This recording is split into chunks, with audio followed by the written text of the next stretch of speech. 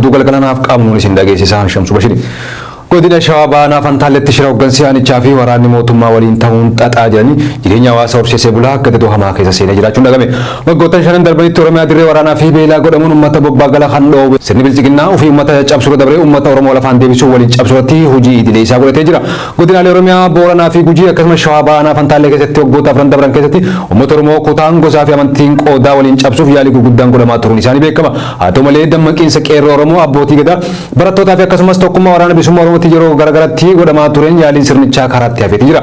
Haa ta'u malee dhimmi hawaasa qoqqooduun farrajuu fi maqaa xureessuutiin wal dha'uu kun dabree akka mul'atu jiraattonni himaniiti jiran. Kanuma wal qabatee godina Shawaa Baanaa Fantaallee keessatti hawaasa Oromoo ituu fi Karrayyuu jidduutti lolli akka ka'uuf summiin jibbinsaa dabbaloota sirna bilchiginnaa fi waraana sirnichaatiin facaafamaati jirti.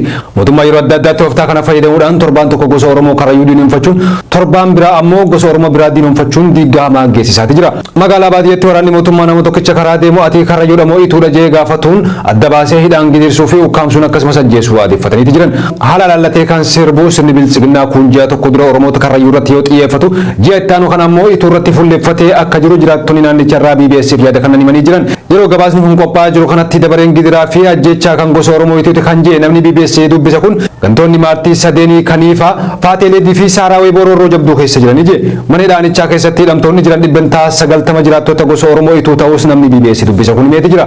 Turtii guyyoota muraasa booda ammoo dabareen kan gandoota Oromoo Karrayyuu ta'uun beekamaadhaas je torbee sadeen dabre kana keessa gandi Faatelee haala ammaataa keessa kan jiru hoggatu hawaasni tiifatuu fi callaa birraa sassaabbachuu hanqatee rakkataa jiranis je jiraataan BBS yaada kan kun waraanni raayyaa ittisa biyyaa naannoo Sansosoo kan Komaandar Ahmad Ahmedin durfamu halkan gandicha keessa naanna'uudhaan manguddootaa fi dubartii mana irratti jiisaa ukkaamsee hidhatti guuraa jiraachuus jiraataan kun himeeti jira.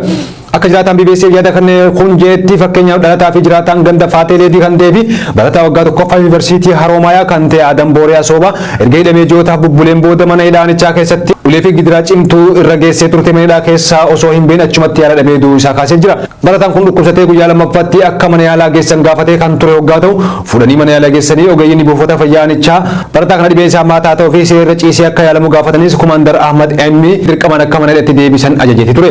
Halkan mana hidhaatti ciisee bakka ciisutti haadhaa du'aatis keessummeesseeti jira.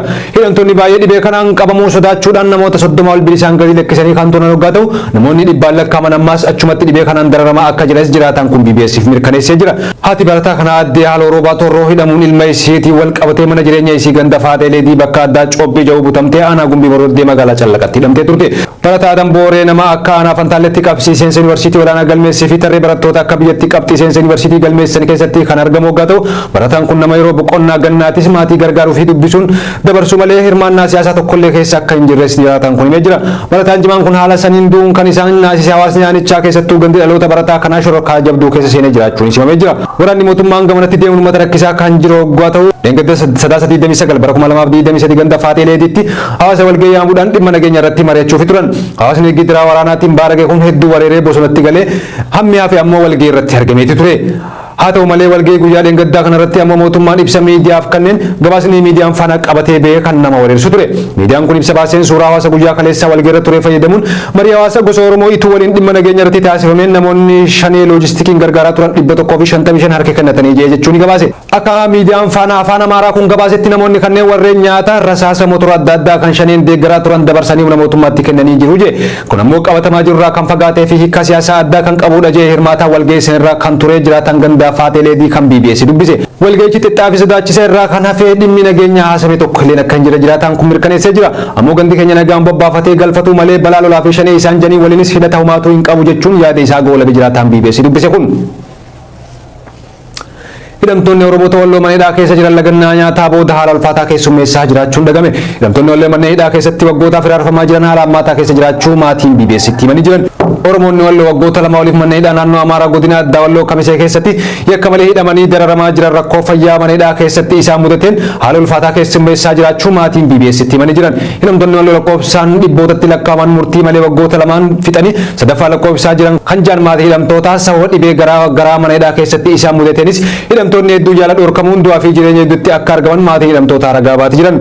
Keessumattuu guyyoota hedduuf lagannaa nyaataa keessummeessaa jiran kan jaan maatiin kun dhibee duraan keessummeessan dabalatee lagannaa nyaataa gaafii mirgaatiif taasisaa jiran cobxoo irratti fantoo akkuma jaamu haala lubbuu isaanii sodaachisaa ta'e keessa jiranii jiran. Haati warraa artistii Sa'ad Awwal aadde Ikraam Abduu haala lagannaa nyaataa fi rakkoo dhibee manidhaa keessatti hidhamtoonni Walloo keessa jiran yoo ibsitu yakka tokko malee waggaa lama xumuran isa daffaa lakkoofsaa jiru mana murtii illee geeffamanii osoo murtiin itti hin laatamin hedduun isaanii mana hidhaa keessatti dhibee adda addaatiin qabamanii dararamaa jiraatanii jette. Akkasuma abbaan warraa isee artistii Sa'ad Awwal haala fayyaa ulfaataa keessummeessaa jiraachuu kan himtu aadde Ikraam dhibeen artistii Sa'ad dhibee jabaa baqaqsanii yaaluu akka ta'e erga mirkanaa'es yaala dhorkamee manidhaa keessatti dararamaa akka jiru akkasumas hidhamtoonni lakkoofsan hedduu ta'an dhibee adda addaan faalamuu fi maatiin yaaddoo jabaa keessa akka jiran dubbatu. Akkasumas uummanni Walloo sababa Oromummaa isaanii qofaaf hiraarfamaa jiran kan jaan aadde Ikraam uummanni Oromoo cufti akkaataa lubbuun isaanii baraaramuu irratti dhiibbaa barbaachisu akka taasisan jabeessinee dhaammannaa jette.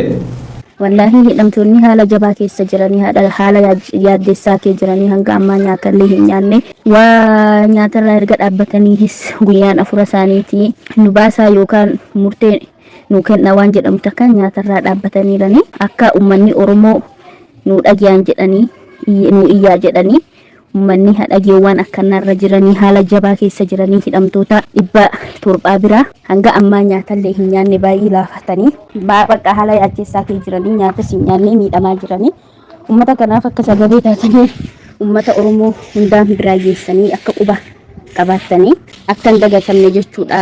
Hundinuu Oromoodhumaaf saba isaatiif jedheetii kan mana hidhaatti galaniiranii waa badii takka qabaatanii yookaan hatanii nama ajjeesanii osoo hin taane uummata keenyaaf jedhanii uummata Oromootiif jedhanii waggaa lama fixanii gara waggaa 8 lakkoofsisaa jiranii uummata kanaaf sagalee tahaa hidhamtoonni baay'ee haala jabaa keessa rakkachaa jiranii haala jabaa keessa kan jiranii uummata kanaaf sagalee tahaa hundi keessan wal dhageessisaadha. Faawundeeshinii Yuuba Dooktor Kabajaa Abbaa Gadaa duraanii Aagaa Xaanxanoo Moggaasaa faana Aagaa Joon hundeeffamuun dhagame. Maqaa Abbaa Gadaa Gujii marsaa 72ffaa Yuuba Dooktor Kabajaa Aagaa Xaanxanoo Guyyeetiin faawundeeshiniin faana Aagaa Joon moggaa'uun miidiyaalee ibsi kennamee jira. Hojii eegaluu faawundeeshinichaa ilaalchisuu walitti qabaan faawundeeshinichaa fi abbootiin gadaa miidiyaalee ibsa kennaniin hojii faawundeeshinichi hojjechuuf deemuu murannoon akka kaan ibsaniiti jiran. Ibsicha kan kennan walitti qabaa fi hundeessaa faawundeeshinii faana Aagaa Obbo Hayilee Gabree Abbaa Gadaa Jiloo Mandhoo fi Abbaa Gadaa Miidhagaa Naatee Gannaalee yoo ta'an kaayyoon moggaasha faawundeeshinii kana faana Aagaa sirni gadaa agarsiiftuu sunawwan qorannoo gurraachota duudhaa isaa ganamaa osoo gatiin dhiisin akka dagaaguu fi saayinsiif teekinooloojiin masakamee qoratamu waraabamee dhalootaaf akka dabu gochuu akka danda'u ibsanii jiran. Abbaan Gadaa Gujii duraanii Aagaa Xaanxanoo bara gadooma isaaniitti hojii duudhaa sirna gadaa ibsuu fi Oromoon duudhaa ganamaa akka qabu agarsiisuun Abbaa Gadaa uummata biratti jaalatamaa fi fudhatama guddaa qabatan turan. Yaadannoon boqochuu isaanii waggaa tokkoffaatiis 23 bara 2016 akka lakkoofsa Itoophiyaatti hoteela Sharaatanitti kan geggeeffatamuunis ibsameeti jira. Gaazaa keessatti boombii caalaa dhibeetu nama fixuu malaa jee dhaabbanni fayyaa addunyaa ibsa baasen. Gaazatti bu'uuraaleen fayyaa deebanii akka hojjetan yoo hin godhamin boombii caalaa dhibee wal'aanamuu danda'u akka nama fixuu danda'u dhaabbanni fayyaa addunyaa akeekkachiisee jira. Kaambiiwwan baqattoota Gaazaa bakka namoonni miliyoona takka tuqaa takka jiraatan keessaa dhibeewwan akka garaa kaasaa fi sirna argansuu fa'aa osoo yaalamuu danda'anii sababa waraanaatiin babal'ataa jiraachuu dhaabbanni fayyaa addunyaa kun dabalee ibsee jira. Dhukkubsattoonni akka dhibee kaansarii faanis wal'aansa argataa hin jiranii jaame. Dhaabbanni fayyaa addunyaa akeekkachiisa kana kan kanneen waraanni Israa'elii fi Hamaas gidduutti geggeeffamu deeggarsa namummaa Gaazaa akka dhaqqabuu fi namoonni butaman akka gadi lakkifamaniif waliigaltee waraana dhaabuuf guyyootaaf godhamee ture isaatiin wal qabateeti. Ji'aan Kolleessaa keessa erga waraanni Israa'elii fi Hamaas gidduutti eegalee Israa'el Gaazaa irratti duula waraanaa labsitee sababa duula waraanaa kanaan lammiileen Filisxeem 14,800 ta'an du'uu Hamaas beeksisee jira. Dhaabbanni mootummoota gamtoomanii akka jetti hanga ammaatti namoonni miliyoona takka tuqaa 8 ta'an qe'ee isaaniirraa buqqa'anii kan jiran hoggaa ta'u isaan keessaa dhibbantaa 60 kan ta'an bu'uuraalee dhaabbata mootummoota gamtoomanii 156 keessa buufatanii jiraachuu dhaabbata mootummoota gamtoomaniitti ejensiin buqqaatota Filisxeem UNRWA jedhamu beeksiseeti jira. Bakkeewwan qubsuma baqattootaa kanatti dhibeewwan daddarbaa akka garaa kaasaa mudachuu dubbiimtuun dhaabbata fayyaa addunyaa kan ta'an Dr. Margaret Harris ibsa miidiyaaleef kennanii himanii jiran. Keessumaa fayyaan daa'immanii hammaachaa deemuu himu wal'aansi hawmaatu akka hin jirre himanii jiran. Akka dhaabbanni mootummoota gamtoomanii jedhutti kaaba Gaazaa keessatti hospitaala 5 qofaatu walakkaan hojjeta. Kaabni Gaazaa ammoo bakka waraanni Israa'el irratti xiyyeeffatedha jee ibsiisaa kanaan dhaabbanni mootummoota gamtoomanii kun kibba Gaazatti ammoo hospitaalota jiran 11 keessaa 8 qofaatu hojjeta. Kanneen hojjetan 8 keessaa wal'aansa baqaqsanii yaaluu walxaxaa kan raawwachuu kan danda'an tokko qofa akka ta'es dhaabbanni mootummoota gamtoomanii beeksisee jira. Sirna wal'aansaa kana bakka duraanitti yookaan hin deebifne ta'ee kanneen dhibeen dhuman caalaa kan boombiin dhumuuf deemantu irraa guddaadha jedhan. Dubbii maayin Chef James Elder Gaza irraa karaa marsaa intarneetiitiin gaazexeessitootaaf akka dubbatanitti hospitaalonni Gaazaa ijoollee madaanii gidiraamaa keessa jiran ijaan arguu deeman. Waliigaltee waraana dhaabuu guyyaa afran jalqabaatiif konkolaataawwan deeggarsa namaa fe'an 800 ol ta'an Gaazaa seenuu fi isaan keessaa immoo muraasni kaaba Gaazaa dhaqqabu qondaalonni Ameerikaa ibsanii jiran. Deeggarsa namaa barbaachisu wal bira qabamuu kan Gaazaa dhaqqabe akka cuma galaanaatti jaame. Haala uummanni Gaazaa amma keessa jiru waraanni itti fufuu waa yaaddamuuti jechuudhaan dhaabbataadhaan waraanni akka dhaabbatuuf ejensiiwwan dhaabbata mootummoota gamtoomanii gaafataatti jiran. Muummee ministeera Israa'el Benjaamin Netanyaahuu ammoo waliigaltee waraana dhaabuu erga dhumatee booda humna guutuudhaan duula waraanaa akka itti fufan beeksisanii jiran. Ministeerri dhimma alaa Qaataar ammoo waraana dhaabuu kanatti fayyadamuudhaan akkaataa itti waraanni kun guutumatti dhaabbatu irratti akka hojjetaa jiranis beeksisanii jiran. Kabajamtoota daawwattoota